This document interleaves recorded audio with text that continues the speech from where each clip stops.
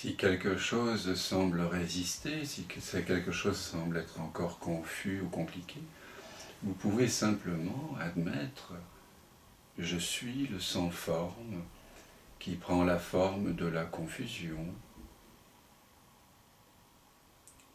ou « je suis le sans forme qui prend la forme de l'agitation » ou si vous vous ennuyez et que vous êtes impatient, que quelque chose d'autre se passe, vous pouvez reconnaître que je suis le sans forme qui prend la forme de la frustration ou la forme de l'impatience. Je suis la sans forme qui prend la forme de l'ennui.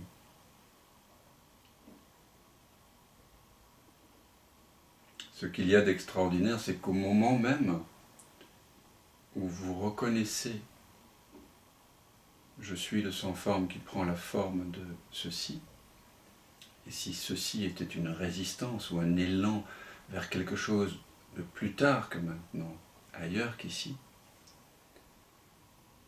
et qui donc crée une sorte de tension dans le corps, un sentiment de séparation entre l'expérience que vous faites et l'expérience que vous pensez que vous devriez faire, au moment même où vous reconnaissez « je suis le sans forme qui prend la forme de, par exemple, cette agitation mentale ou de ce désir »,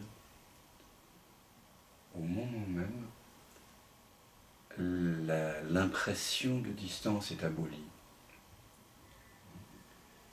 Et à nouveau, le corps retrouve son état naturel. La tension se dissipe.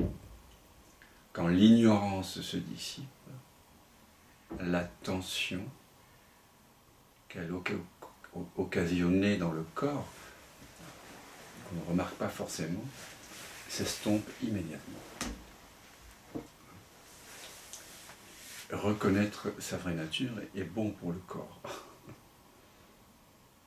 C'est pour ça que les moines bouddhistes appellent ça la médecine ultime. Vous voyez que cette pensée, qui est certainement une des pensées les plus profondes que l'humanité ait produites, je suis le sans forme qui prend toute forme. On pourra revenir là-dessus parce qu'elle rejoint la grande sentence des Upanishads, je suis cela, tu es cela. Elle a le pouvoir de remettre tout dans la perspective non duelle.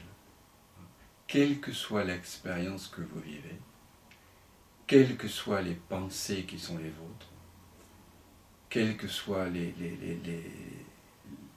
actions qui ont lieu, les gestes, les tensions corporelles, au moment où vous vous dites ça, et c'est la vérité, je suis la présence qui prend toute forme, au moment où vous le réalisez, vous réalisez qu'il y a quelque chose qui est en paix avec ce qui se passe.